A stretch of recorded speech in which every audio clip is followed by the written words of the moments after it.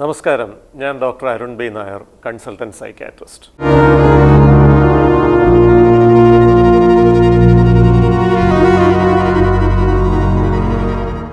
47 വയസ്സുള്ള ബാങ്ക് ഉദ്യോഗസ്ഥൻ വീട്ടിൽ ഒരു അവധി ദിവസം വെറുതെ ഇരുന്ന സമയത്ത് പെട്ടെന്ന് നെഞ്ച് കിടന്ന് പടപട ഇടിക്കാൻ തുടങ്ങി. ശ്വാസം കിട്ടാതെ വന്നു. വയറ്റിലൊരു കത്തൽ പോലെ. പെട്ടെന്ന് കണ്ണിൽ ഇരുട്ട് കയറുന്നൊരവസ്ഥ വന്നു. തനിക്ക് ശ്വസിക്കാൻ പറ്റുന്നില്ല എന്നൊരു തോന്നൽ അദ്ദേഹത്തിന് വന്നു. നെഞ്ചിലെന്തോ ഒരു ഭാരം കയറ്റി വെച്ച, ഒരു കല്ല് കയറ്റി വെച്ച പോലത്തെ ഒരു അസ്വസ്ഥതയും വേദനയൊക്കെ തുടങ്ങി. ശരീരം വിയർത്ത് കുളിക്കാൻ തുടങ്ങി. ഏതാനും മിനിറ്റ് കഴിഞ്ഞപ്പോൾ താൻ ഇപ്പോൾ വീണ് മരിച്ചു പോകുമോ, തനിക്ക് ഹൃദയാഘാതം വരികയാണോ എന്നൊരു തോന്നൽ വന്നു. സ്വാഭാവികമായും ഇത്തരം ലക്ഷണങ്ങൾ വരുമ്പോൾ എന്താ ചെയ്യുക? തൊട്ടടുത്തുള്ള ഹൃദ്രോഗ വിദഗ്ധനെ കാണാൻ അടുത്തുള്ളൊരു ആശുപത്രിയിലേക്ക് പോകും. അവിടെ പോയി കാർഡിയോളജിസ്റ്റിനെ കണ്ടു. ഡോക്ടർ ECGയും രക്തത്തിൻ്റെ പരിശോധനകളുമൊക്കെ ചെയ്തു. എക്കോ ടെസ്റ്റ് ചെയ്തു നോക്കി.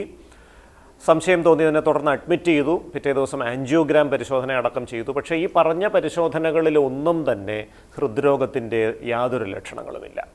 ഫിസിഷ്യനെ വിളിച്ച് കാണിക്കുന്നു. അദ്ദേഹം തൈറോയിഡിൻ്റെ പരിശോധനകളും അടക്കം ഒരുപാട് രക്തപരിശോധനകൾ വേറെ ചെയ്യുന്നു.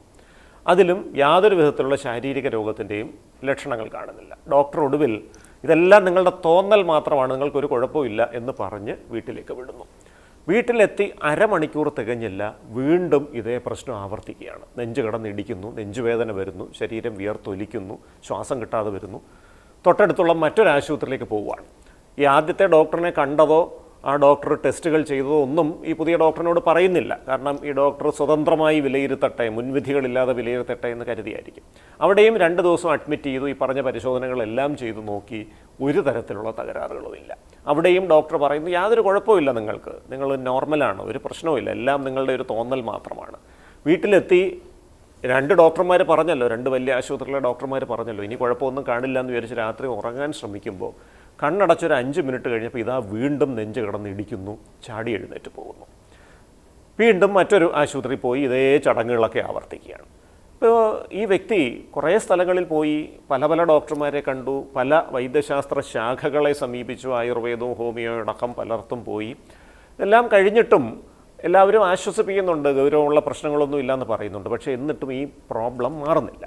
അപ്പോൾ ഈ ബാങ്ക് ഉദ്യോഗസ്ഥൻ കഴിഞ്ഞ 1 മാസമായിട്ട് ബാങ്കിൽ പോകുന്നില്ല. കാരണം അദ്ദേഹത്തിന് പേടി, ഈ പോകുന്ന വഴിക്ക് ഈ നെഞ്ചിടിപ്പ് ഒന്ന് വീണ് പോയി കഴിഞ്ഞാലോ, ഓഫീസിൽ വെച്ച് എന്തെങ്കിലും പ്രശ്നം ഉണ്ടായാലോ, താൻ ഒറ്റയ്ക്ക് യാത്ര ചെയ്യുന്ന സമയത്ത് എന്തെങ്കിലും പ്രശ്നമുണ്ടായി ആർക്കും സഹായിക്കാൻ കഴിയാതെ വന്നാലോ, ഇങ്ങനെയുള്ള പല കാര്യങ്ങൾ കാരണം 1 മാസമായിട്ട് ഓഫീസിൽ പോകുന്നതേ ഇല്ല. എന്താണ് ഈ വ്യക്തി അനുഭവിക്കുന്ന ആരോഗ്യ പ്രശ്നം? ഇതിനെ നമ്മൾ പാനിക് ഡിസോർഡർ എന്നാണ് വിശേഷിപ്പിക്കുന്നത്. ഈ പാനിക് എന്ന് പറഞ്ഞ വാക്കിൻ്റെ അർത്ഥം പൊടുന്നനെ ഉണ്ടാകുന്ന അമിതമായ ഉത്കണ്ഠ എന്നുള്ളതാണ്. വെറുതെ ഇരിക്കുമ്പോൾ അമിതമായിട്ട് നെഞ്ചിടിക്കുക, ശ്വാസം കിട്ടാതെ വരിക, ശരീരം വിയർത്തൊലിക്കുക, കണ്ണിൽ ഇരുട്ട് കയറുക, വയറ്റിലൊരു കത്തൽ വരിക, കൈകാലുകൾ വിറയ്ക്കുക, വിരൽത്തുമ്പുകൾ തണുത്ത് വിറങ്ങലിച്ചു പോവുക, ശരീരത്തിൻ്റെ ബാലൻസ് നഷ്ടപ്പെടുന്നു എന്ന് തോന്നുക.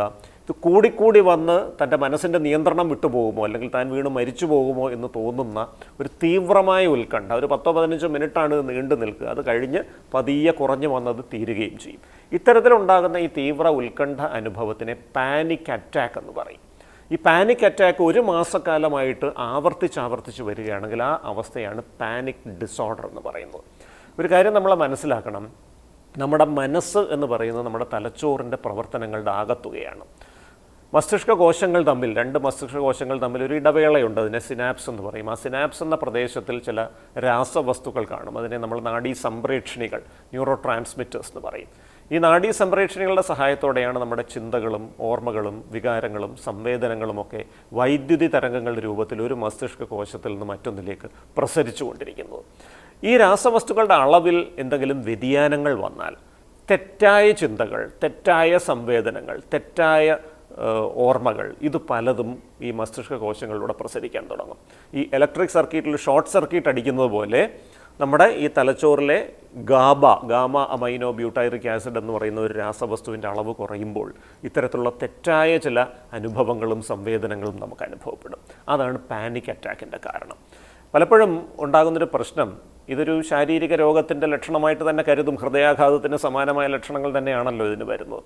ഇതൊരു ഡോക്ടറിനെ കണ്ട് എല്ലാ പരിശോധനകളും ചെയ്തതിന് ശേഷവും കുഴപ്പമൊന്നുമില്ല, സ്വാഭാവികമായും അതൊരു ഹൃദ്രോഗമോ ശാരീരിക പ്രശ്നമൊന്നും അല്ല എന്ന് ഡോക്ടർ പറഞ്ഞ് ആശ്വസിപ്പിച്ച് വിടുന്നു.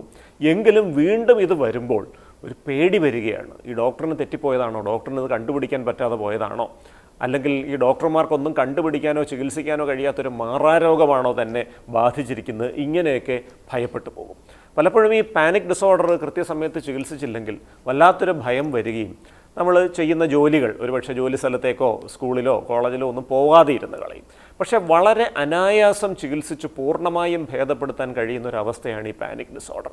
തലച്ചോറിലെ ഗാബയുടെ അളവ് ക്രമീകരിക്കാൻ സഹായിക്കുന്ന ചില മരുന്നുകളുണ്ട്. ആ മരുന്നുകൾ ഉപയോഗിച്ചാൽ പെട്ടെന്ന് തന്നെ ഫലം കിട്ടും. ഒരാഴ്ചയ്ക്കുള്ളിൽ തന്നെ ഈ പാനിക് അറ്റാക്കിൻ്റെ തീവ്രത കുറയും, ഉറക്കമൊക്കെ നന്നായിട്ട് കിട്ടാൻ തുടങ്ങും. ഈ മരുന്നുകളോടൊപ്പം തന്നെ ചിന്താവൈകല്യങ്ങൾ തിരുത്താനുള്ള മനഃശാസ്ത്ര ചികിത്സകളും ചില റിലാക്സേഷൻ പരിശീലനങ്ങളും കൃത്യമായി ഉപയോഗിച്ചാൽ ഒരു നിശ്ചിത കാലത്തിനുള്ളിൽ പരിപൂർണമായും ഈ പാനിക് ഡിസോർഡർ ചികിത്സിച്ച് ഭേദപ്പെടുത്താൻ പറ്റും. അതുകൊണ്ട് തന്നെ ഒട്ടും പേടിക്കേണ്ട ഒരു അവസ്ഥയല്ല. ഒരു മാനസികാരോഗ്യ വിദഗ്ധനെ കണ്ട് കൃത്യമായി ചികിത്സയെടുത്താൽ പാനിക് ഡിസോർഡർ ചികിത്സയിലൂടെ പരിപൂർണമായി നമുക്ക് മാറ്റിയെടുക്കാൻ സാധിക്കും.